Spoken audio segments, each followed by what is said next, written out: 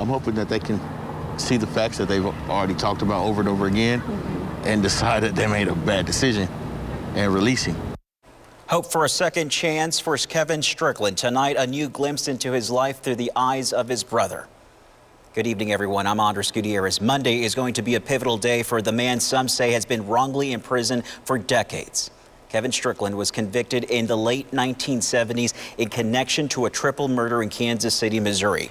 The Jackson County prosecutor called for his conviction to be overturned, saying there was no physical evidence connecting him to the crime decades ago. And since that crime, the alleged witness who accused Strickland has recanted her testimony. A new state law allows for prosecutors to ask judges to throw out convictions if they have information the person is innocent. On Monday, Strickland gets an evidentiary hearing.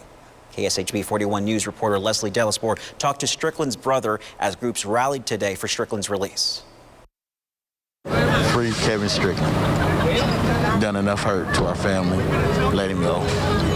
Let him go. He's on the last end of his life already, so let him out. After over 40 years, Warren Thornton says he wants his big brother Kevin home. He can't do anything. He can't stand up for longer than 2 minutes.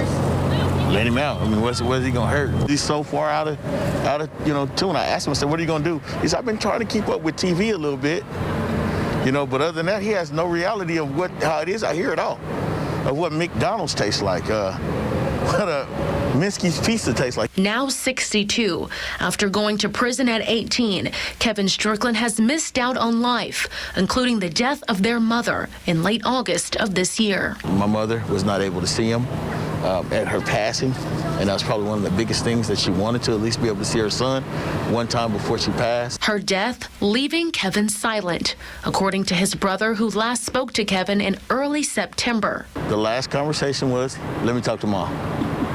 Now, my mom, dementia, she can't really respond. So we just put the phone to her ear, and my wife was sitting on one side of the bed, and he just starts, hey, Mom, it's your baby, it's your boy. He called at the funeral, asked who I was there. I asked him, did he want to talk to anybody? He said no, and he hasn't made any contact since. Now unsure of Kevin's condition, Warren says he's able to stay strong thanks to support from so many, including the National Organization of Exonerees, who rallied outside of the Jackson County Courthouse today ahead of Kevin's evidentiary hearing Monday in support to bring him home. To see the people in person and all the love that they gave, it was pretty great. We don't know anyone here, and for them to support him in the way that they have, it's very encouraging. Traumatized by the uncertainty of his brother's release. They told us he was going to get to come home for the funeral. Didn't get to come home for the funeral. Next thing, he goes to court and they say, hey, the chances of him getting out looks very great. Then the prosecuting attorney says no. Warren says he and his family want one thing, and one thing only. Free Kevin Strickland.